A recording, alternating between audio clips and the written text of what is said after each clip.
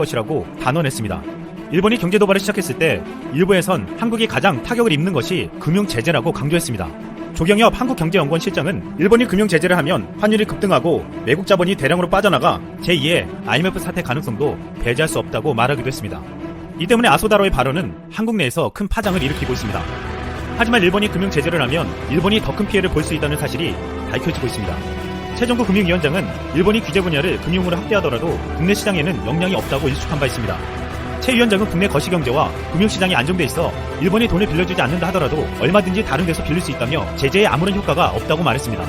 2008년 금융위기 때만 하더라도 국내 금융기관들이 신규 차입과 기존 차입에 대한 만기 연장도 어려웠지만 현재 금융기관 신인도 등 여러 지표를 고려했을 때 설사 일본의 규제가 가해져도 돈줄이 막힐 우려는 없다는 것입니다.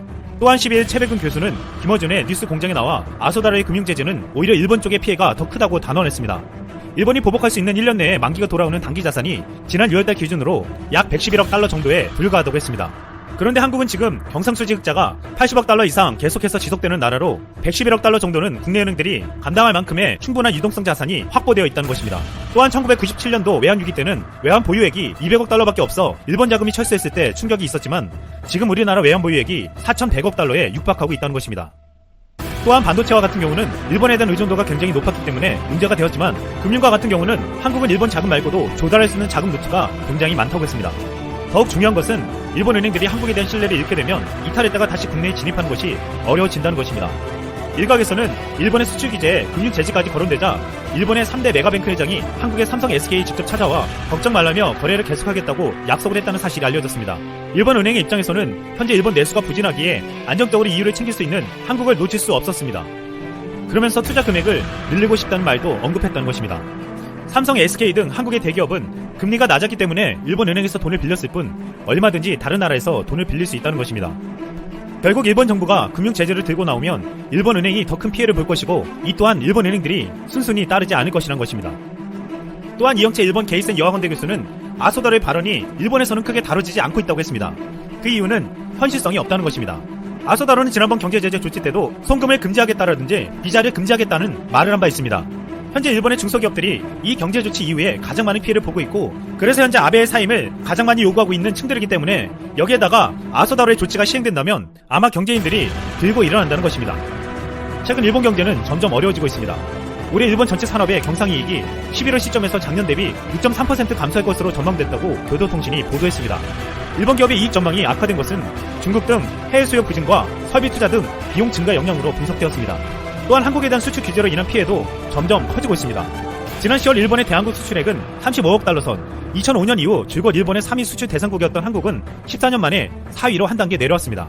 전체 수출액 중 한국의 비중도 2001년 이후 18년 반 만에 처음으로 6%가 붕괴되었습니다. 대대적으로 불매운동과 일본산 제품 대체선 확보 움직임이 대한국 수출에 타격을 준 것입니다.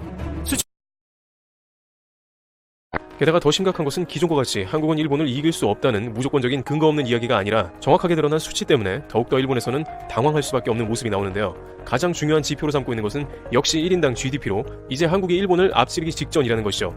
IMF는 2023년 1인당 GDP가 한국이 일본의 85%에 육박하고 2040년에는 일본을 따돌릴 것으로 내다보고 있는 것입니다. 아시아에서는 홍콩과 싱가포르가 2000년대 들어서 일본을 일찌감치 따돌린 바 있습니다만 이렇게 작은 도시국가 형태가 아닌 대한민국이 등장해 일본의 1인당 GDP를 앞서려고 하자 위기를 느끼는 것입니다. 일본 언론들은 이것은 전에 없던 새로운 현상이라며 한국은 불과 2000년대 초에는 일본 1인당 GDP의 겨우 30%밖에 되지 않을 정도였는데 2000년대 중반에 50%까지 따라오더니 급기야 현재에 이르게 된 것으로 사실상 2040년부터는 한국을 쫓아가야만 하는 형국이라는 것입니다. 그런데 이미 다양한 지표가 절망적이라는데요. 한국의 최저임금은 이미 일본을 앞서가기 시작하고 있으며 다양한 경제 분야의 격차는 점점 벌어질 것이라고 지적합니다. IMF는 2060년에는 한국 1인당 GDP가 8만 달러가 넘으나 일본은 7만 달러대에 머무를 것으로 전망하고 있습니다. 일본 언론들은 이러한 IMF의 예측은 대부분의 일본인들이 받아들이기 힘들며 인정하고 싶지 않을 것이라고 언급합니다.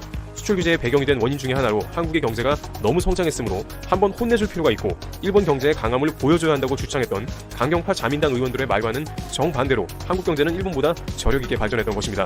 일본의 산업계에서는 한국이 많은 면에서 일본을 앞서가고 있는 것은 사실이라며 스마트폰과 같은 분야만 보더라도 한국은 삼성을 중심으로 5G 서비스 등 신기술이 즐비하며 일본은 이제 새로운 기술을 개발하는 것이 매우 더딘 상황이라 한국에 처지는 걸 인정할 수밖에 없다는 것입니다.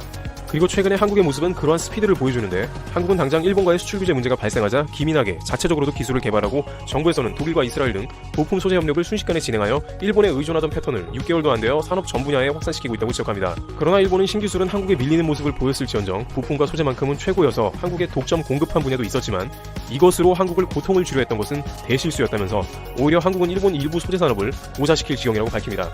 실제 스미토모 화학의 경우 고순도 불화소 수출이 지난 9월 10월에 99%가 감소해서 회사 운영이 마비될 지경에 이릅니다. 일각에서는 이렇게 한국에 밀리는 원인에 대해서 한국의 교육 분야가 일본에 앞서가는 것도 하나의 원인이라 지적합니다. 사람들은 일본은 노벨상을 많이 받는다고 과학 강국이라고 하나 노벨상은 과거에 이루어진 기초 연구 분야에서 받는 게 대부분이고 실제 급변하는 미래 기술을 개발하는 것은 한국이 앞설 수 있다면서 전 세계 200개 대학에 한국은 6개가 포진되었으나 일본은 단 2개 대학뿐이라며 중국과 홍콩에도 밀리며 아시아에서 점점 쇠퇴하는 징후가 뚜렷하다는 것입니다. 이와 같은 소식이 전해지자 일본 네티즌들은 다른 건 몰라도 한국 관련한 소식에 대해서는 진실인지 거짓인지 확실한 증거가 나와야 한다는 반응을 보이며 적잖이 당황하면서도 월급이 정말 적은 건 사실인 것 같다며 분통을 터뜨립니다.